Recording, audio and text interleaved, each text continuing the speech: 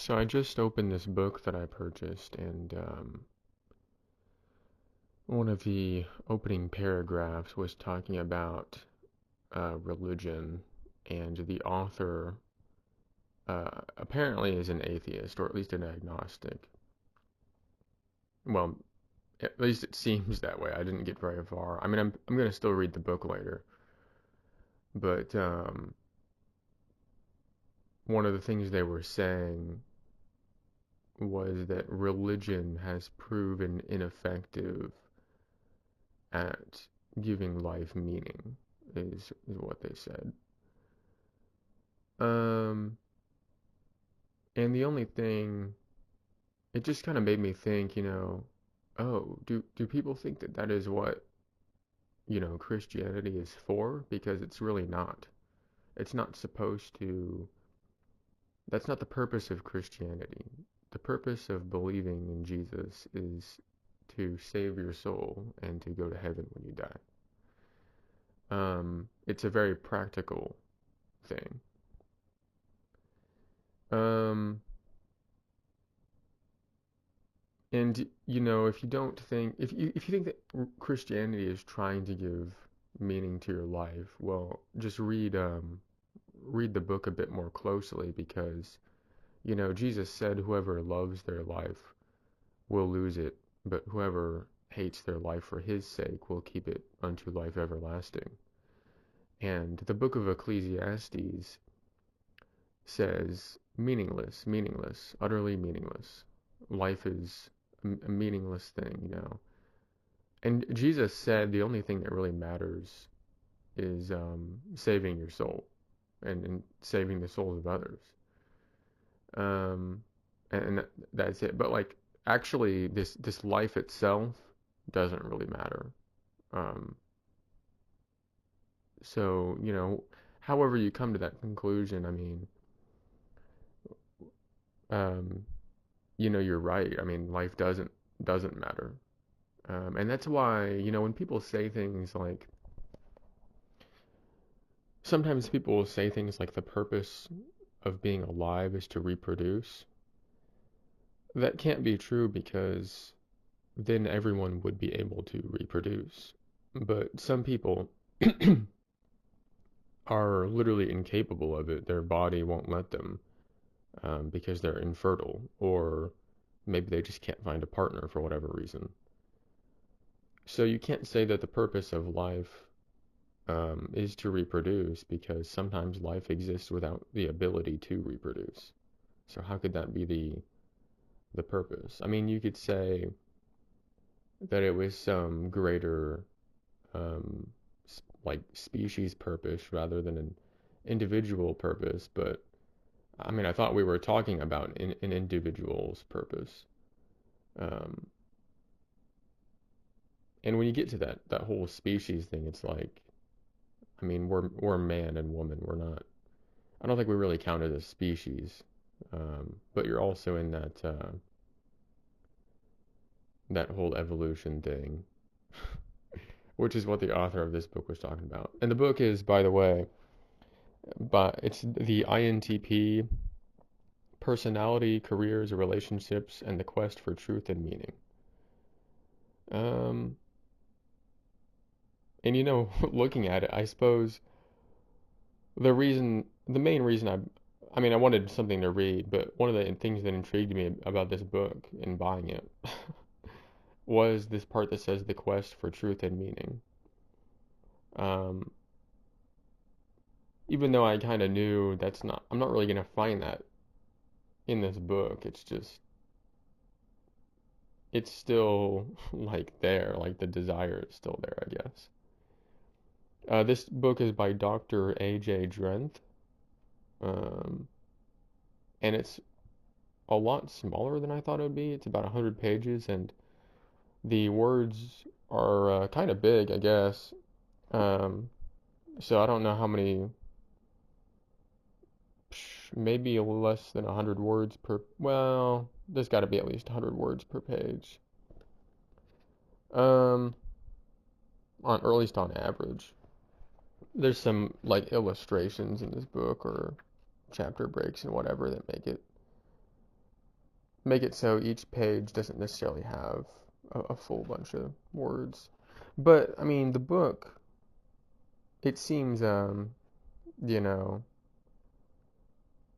simple and just it might not really tell me too much that I don't already know about myself. Um, but I need something to read, and I need to get my eyes off of computer screens.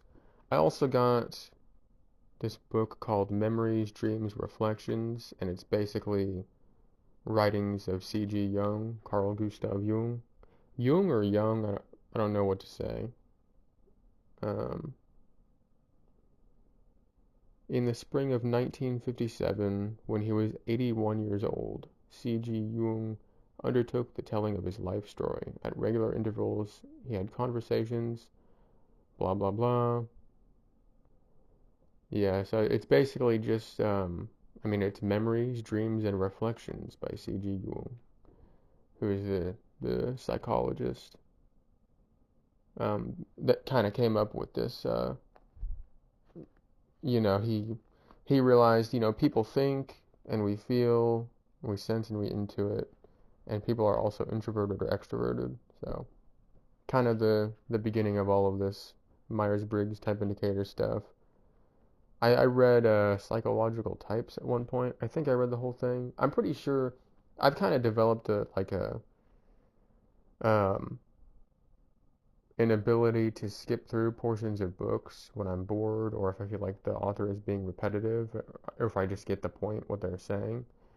I do it consciously, but I don't think when I read a book, I don't necessarily read the entire thing. If there's a chapter I'm not interested in, I will skip over that chapter after at least like looking through it a little bit. Or if I read like half of a chapter and the author starts repeating themselves and they've done it like 3 times, I might skip through. So you can save yourself a lot of time by doing that actually. And it also makes reading a bit more fun. There's this fiction book I have um, somewhere around here. Oh, it's The Eye of the World, I think. And it's a fantasy fiction. And one time I just opened it somewhere in the middle and flipped through until I found a place I liked and just read from there. And I had an enjoyable afternoon reading some of it. And then I set it down and I haven't picked it up since. But every time I tried to read it normally from the beginning, I really didn't enjoy it very much.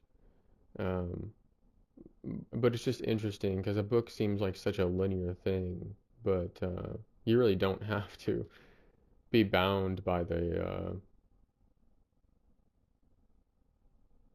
I guess by the pages, the chronological order. Is that even a correct usage of the word chronological? I'm not sure. Anyway, so yeah, I got Red Dead Redemption 1 and it's fun a little bit. It's also irritating because the missions very repetitive in that Rockstar style where you're the cool character and then each NPC has some wacky personality that gets on the main character's nerves, but it gets on your nerves too, to be honest. And they keep like you keep doing missions. I swear for the snake oil guy, who's one of the mission NPCs, you do 4 or 5 missions for him before you can move on to the next section of the game. And it's just that's only one of the NPCs that you do the missions for. And most of these missions were basically you would hop on a horse or hop in a cart and travel somewhere for about 3 minutes while the NPC is talking. Then you start shooting people, and there's like another cutscene and the mission's over. And the dialogue is very repetitive. I noticed that the way that John Marston talks to these NPCs is basically the same way that uh, that I forget what his last name is, but Carl from San Andreas, the same way he would talk to the NPCs in that game, and the way that Arthur Morgan talks to NPCs in Red Dead 2. It's very formulaic and just very repetitive, and they really need to figure out their missions for Rockstar Games. I mean, I'm not gonna play GTA 6 or anything, but I'm always disappointed by the missions. I mean, San Andreas wasn't those missions weren't so bad. I remember enjoying those. But it's just that the formula hasn't really improved in a long while. I mean, the best example of this formula differing I can even think of is in GTA 5, where Trevor is instead the wacky guy instead of the quest giver being the wacky guy. But I didn't really play through GTA 5, so I guess I can't say too much about that. Um, the violence in video games. I swear it's like the flesh likes it, but the spirit does not. The number one guideline that's coming to mind at the moment, um, to just, I guess, living cautiously and living wisely in this world is remembering that everyone is a bad person. Everybody is a bad person. You're a bad person. I'm a bad person. Your grandma's a bad person. And, well, your dog might not be a bad person. But the point is, if you expect people to do you wrong, you will rarely be disappointed. Or you will rarely be surprised, I mean. You will always be disappointed. But you will rarely be surprised when people do what you are expecting, which is they will, you know, gossip, or they'll lie and cheat and steal and abuse you and use you and annoy you and irritate you and talk badly about you. Um, just keep that in mind. Bill! Bill Williamson!